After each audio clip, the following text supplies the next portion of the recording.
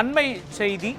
இந்து சமய அறநிலையத்துறை சார்பில் பல்வேறு நலத்திட்ட உதவிகளை வழங்கினார் தமிழ்நாடு முதலமைச்சர்.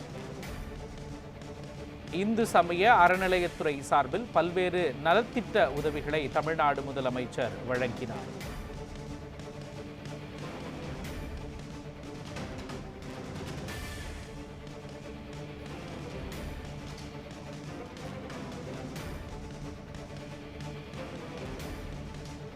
சென்னை தலைமைச் செயலகத்தில் இந்த நிகழ்வு நடைபெற்று வருகின்றது. இதில் இந்து சமய அறநிலையத்துறை சார்பில் பயனாளிகளுக்கு நலத்திட்ட உதவிகளை வழங்கினார். விரிவான விவரங்களை வழங்குவதற்காக நமது செய்தியாளர் சாமுவேல் எபினேசர் இணைந்திருக்கிறார். சாமுவேல் எபினேசர், தலைமைச் செயலகத்தில் நடைபெற்று வரும் இந்த நிகழ்வு குறித்த விவரங்களை நீங்க பதிவு பண்ணலாம்.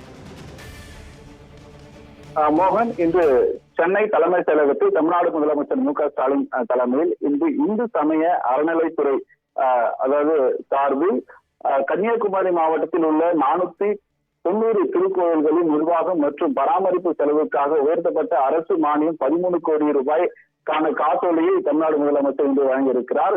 இதே போல கன்னியாகுமரி தேவஸ்தான திருக்கோயிலில் அறங்காவலர் குழு தலைவர் ராமகிருஷ்ணன் அவர்களிடமும், அதாவது புதுக்கோட்டை தேவஸ்தான நிர்வாகத்தில் உள்ள 225 திருக்கோயில்கள் நிர்வாகம் மற்றும் பராமரிப்பு செலவுக்கான உயர்த்தப்பட்ட அரசு மானியம் 8 கோடி ரூபாய்க்கான காசோலையும் இன்று வழங்கியிருக்கிறார். புதுக்கோட்டை மாவட்டம் திருக்கோயிலில் அதாவது தர்கர் உதவி ஆணையர் சுரேஷ் அவர்களிடமும், அதே போல தஞ்சாவூர் அரண்மனை தேவஸ்தான நிர்வாகத்தில் உள்ள 88 திருக்கோயில்களின் நிர்வாகம் மற்றும் பராமரிப்பு செலவுக்காக உயர்த்தப்பட்ட அரசு மானியம் 6 கோடி ரூபாய்க்கான காசோலையும் இன்று தமிழ்நாடு முதலமைச்சர் மு.க.ஸ்டாலின் வழங்கியிருக்கிறார். இதைத் தொடர்ந்து தஞ்சாவூர் அரண்மனை தேவஸ்தான பராமரிப்பு அறங்காவலர் பாலாஜி ராஜா அவர்களிடமும் இன்று தமிழ்நாடு முதலமைச்சர் மு.க.ஸ்டாலின் அந்த மானியத்துக்கான 6 கோடி ரூபாய் காசோலையை இன்று வழங்கியிருப்பது குறிப்பிடத்தக்கது. மோகன்,